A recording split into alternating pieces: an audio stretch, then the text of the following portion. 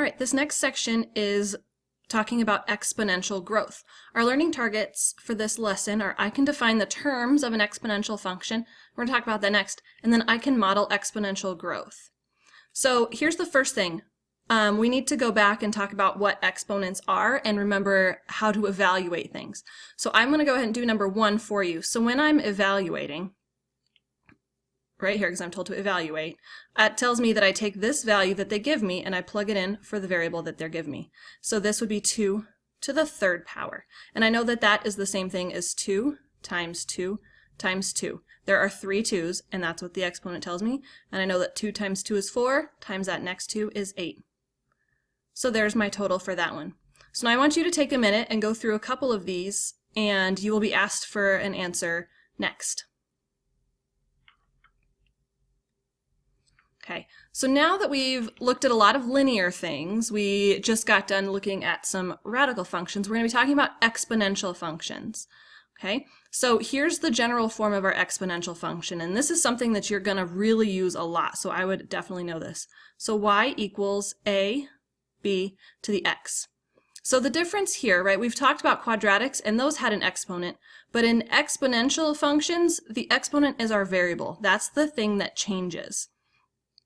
Okay, so we're looking a lot of times at this letter, at our b value. Okay, so b, if b is greater than 1, that's considered a growth factor. That tells me that it's having exponential growth, which means it's getting bigger, as shown in this graph here. A is going to be kind of our starting factor, right? And you'll see here on our graph, this is where my A point is. B tells me how much it grows by. A tells me where I start. So just like our linear equations, right? Our y equals mx plus b.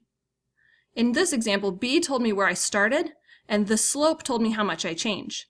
So in our exponential, the a tells me where I start, and the b tells me how much I change. So just keep those things in mind.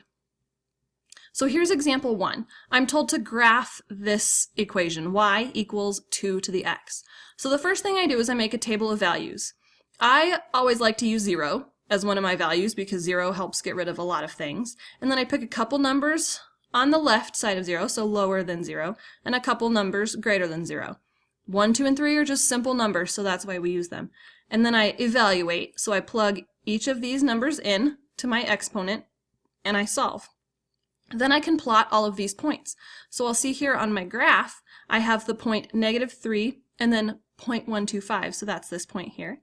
My next point is -2.25, -1, 0.5, 0, 1, and I just continue to plot those points and then I connect them. So I get a nice graph just like this.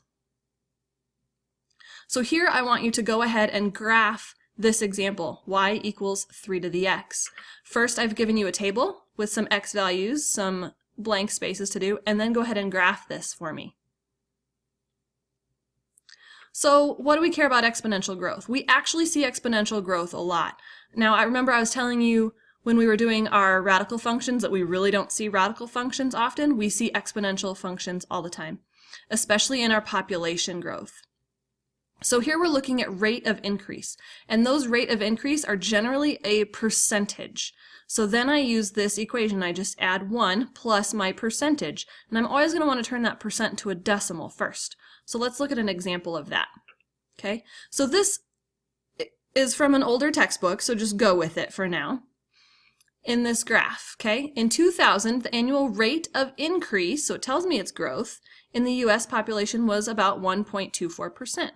Suppose the rate of increase continues to be 1.24%. Which function, out of these ones down here, best models the US population growth in millions after 2000? So I have to figure out, how can I figure that out?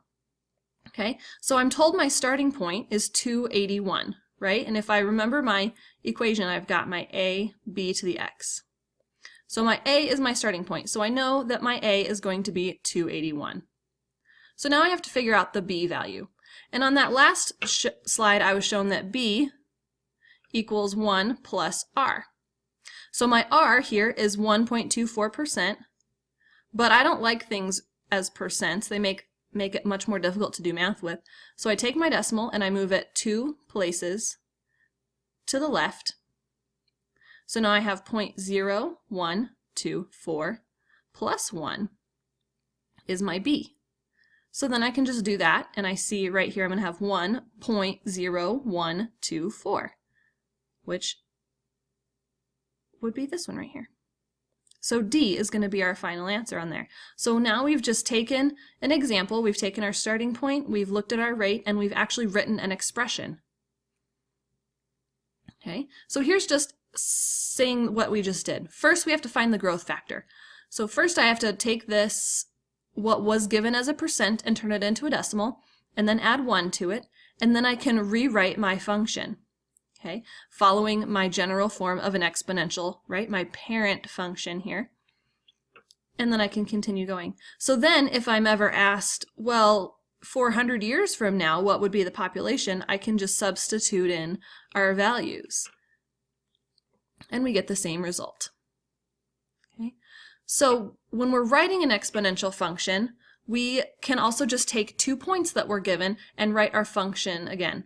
So I'm always going to go back to my parent form or my general form, and then I substitute x and y, right? Because it's just a coordinate, and I have 2 points, so I have an x and I have a y. So then I go ahead and I solve for a. So see, since I'm multiplying by b squared, I divide both sides by b squared. So then I go back to my general form, and I use my other 2 points, my other 2 parts, right? My other x and my other y from this second point. And I solved for a up here, so my 2 over b squared, I just plug in for a down here. Now I have an equation with just one variable and some numbers, so now I can just simplify things, right? And remember that if I have a value in the numerator and a value in the denominator, and they have the same base, right? So in this case b, and different exponents, I subtract the exponents, right? That's my division property of exponents, and then I can continue to simplify. So now that I've got a value for b, I can go ahead and plug that back in to solve for a.